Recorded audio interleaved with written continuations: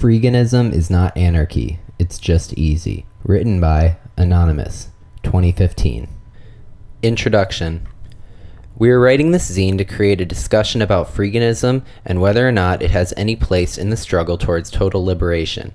We, the authors, identify as anarchists and recognize that human supremacy is one of the most widespread and destructive authoritarian constructs to exist in the shithole that is industrial society. Veganism for us is not about dietary or consumer choices, but is part of an intersectional approach to living in a non-hierarchical way that seeks to actively confront and challenge the structures and ways of life under the various systems of authority.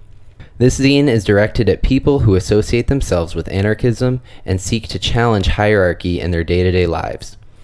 If you seriously think that you can vote with your money and that consumer choices will shape the future of human relationships or the well-being of the earth and all of its inhabitants, then please put this zine down and continue living in your bubble full of hope.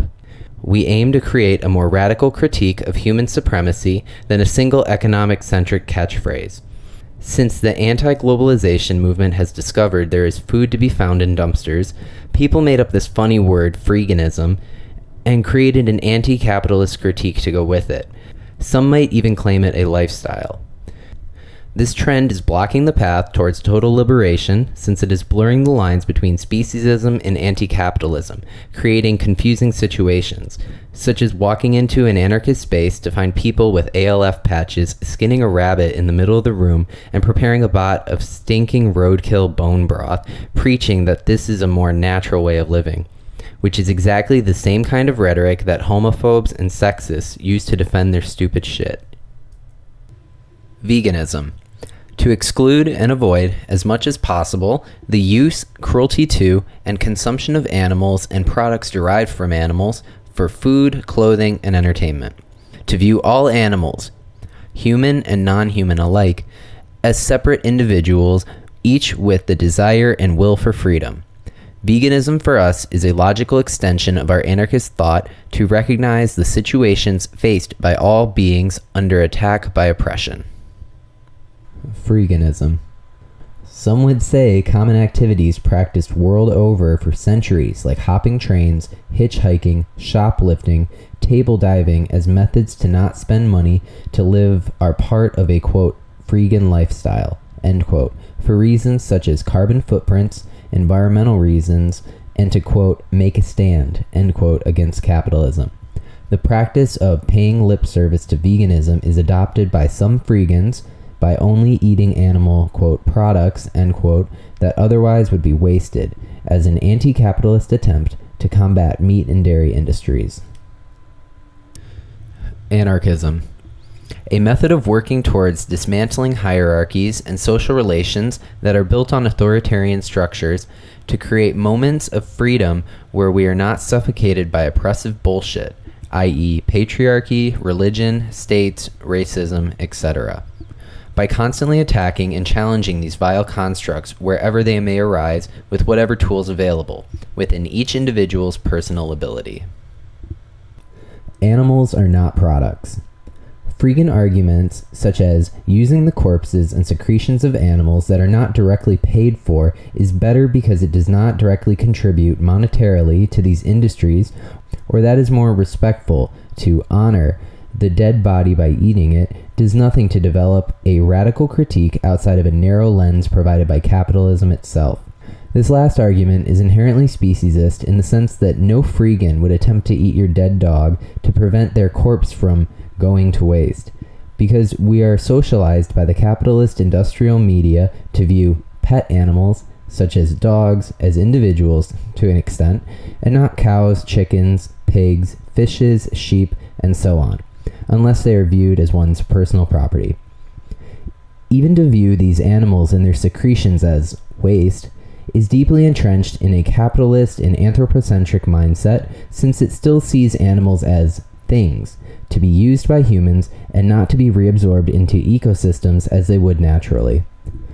By eating or wearing the corpses and secretions of animals, we normalize the idea that their sole existence is to serve humanity, as mere products and resources to be harvested and consumed rather than living individual persons. This plays directly into the hands of the hierarchical, human supremacist ideals which are the foundation of the oppressive capitalist industrial system that anarchists oppose. The myth of sustainability and consumer choice. Many Freegans would say that their lifestyle is rooted in some idealistic activism and that they try to engage with their political surroundings by aiming to live sustainably with a low carbon footprint. They see their spending, or rather not spending habits, as something that interacts with supply and demand, thus creating the illusion that by changing their methods of consumption, they have a voice with which they can shape society. The relationship between Freegans and the global capitalist system is akin to a sort of personal greenwashing. By taking the waste products from dumpsters and roadsides, Freegans attempt to rid themselves of the guilt of directly contributing to the exploitation of animals and the earth. Freeganism is often cited as a, quote, sustainable answer, end quote, to the wastefulness of society, but there can be no such thing as Freeganism without industrialized agriculture and a manufactured dependency on petrochemicals.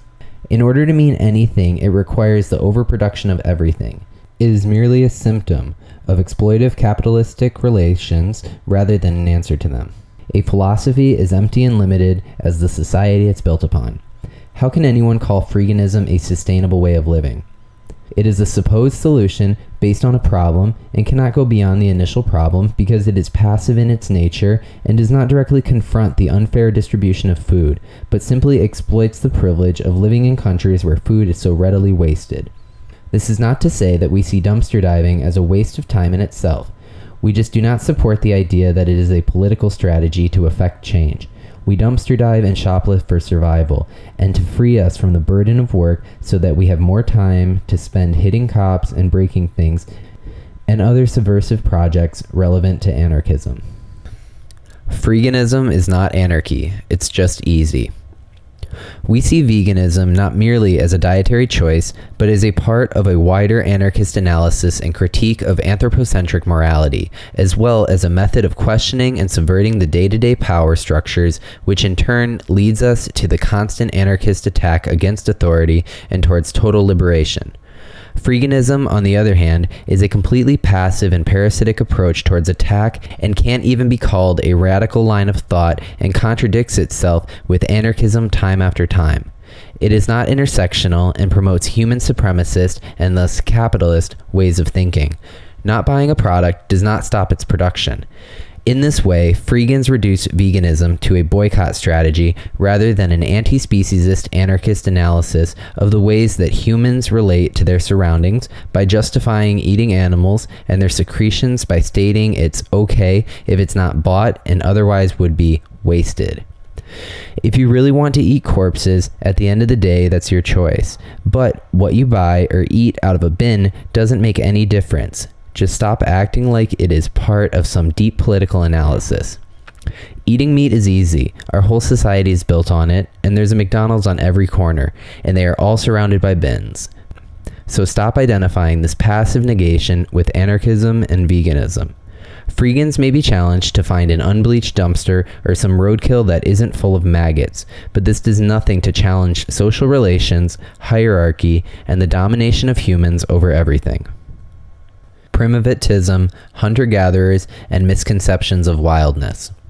Some people see activities such as scavenging through bins and finding roadkill as something that equates to being sort of a modern hunter-gatherer, and claim that it is a natural way to live by returning to our inner wildness, or using fabricated, appropriated, ancient hunting rights to claim that they're fulfilling some sort of promise or paying respect to the hunted person with a half-assed application of the ideological band-aid of Freeganism.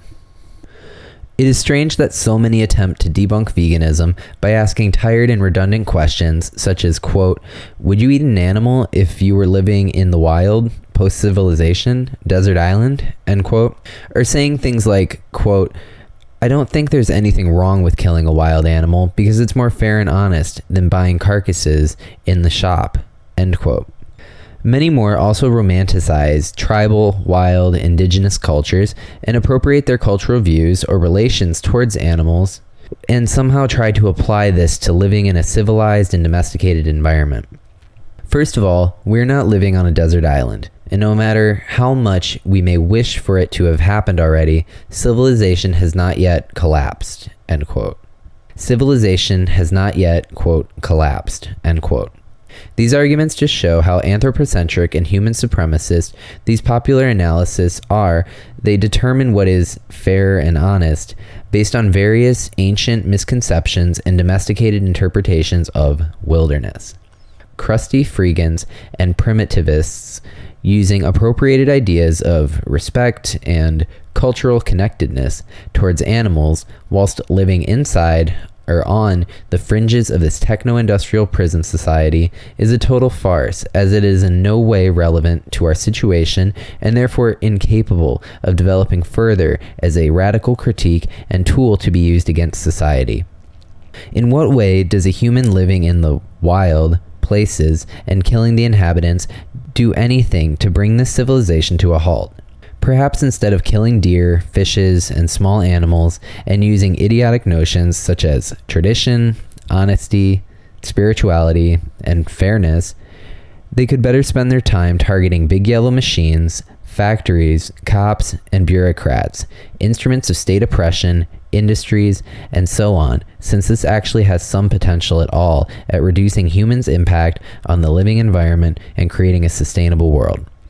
We cannot ignore the fact humans view their needs as a species as the most relevant, and their addiction to oil, meat, and animal secretions has led to the extinction of near to 200 species a day, the total eradication of most ancient wooded areas in the world, and pollution of a vast array of diverse ecosystems. Knowing these facts, how can one ignore this context and go on referring to wildness and human nature after our species alone is responsible for the destruction of most of what we recognize as wild? We find it very disappointing that people who seem to have some sort of interesting political analysis, like Old and Petey, completely ignore the culture and historical context in which we currently live, and very clearly have no idea what veganism is actually about, and diminishes it from an analysis of human supremacy to a consumer activity. The fact that Peter Gelderloos actually seems to believe he understands veganism well enough to critique it is about as funny as the actual articles he wrote about it. We would like to stress that we definitely view humans as animals as much as every other species, but the clear and very significant differences, which we feel must be addressed, lie in the fact that we have the ability to dominate so many other species, and this is often overlooked for the easiness of playing hunter-gatherer in the woods, where all apex predators have been hunted to extinction or live in enclosed environments or big cages. We also find it weird that freegans, who are so clearly dependent on industrial civilization, use these arguments in their day-to-day lives when they, for the most part, have nothing to do with their way of life as a domesticated human. Quote, "An ancient hunting rite is the promise that the animal that is killed to ensure that it will never be domesticated or taken without reason. That is a promise to overlook its future generations and ensuring that they will grow up and live in the same wildness that all life should live in." End quote. Kevin Tucker, talking shit. Towards total liberation. We hope by now that we have made it clear that our approach to veganism is one of constant attack against the many-headed hydra of this oppressive capitalist civilization. It is one that leads us to individual liberation and a more intersectional anarchist analysis of our everyday existence. When we use the term intersectional, we aim to point out the way that most oppressive systems are intertwined and how this collaboration of power structures maintains the totalitarian nature of civilization. For example, the gendered abuse of animals and how their bodies are viewed.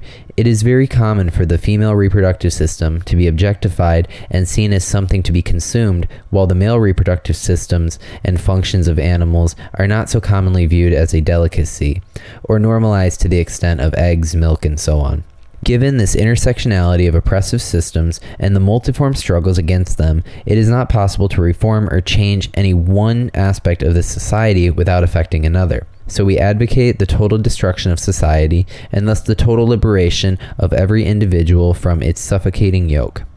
Veganism, or feminism, anti-racism, anti-fascism, and eco-terrorism, etc., in this respect, is not an end goal, as we do not believe end goals. Instead, we propose the constant reflection and deconstruction of our personal position, behavior, and actions in the forever changing relationships between individuals, the world around us, and the dominating systems imposed onto us.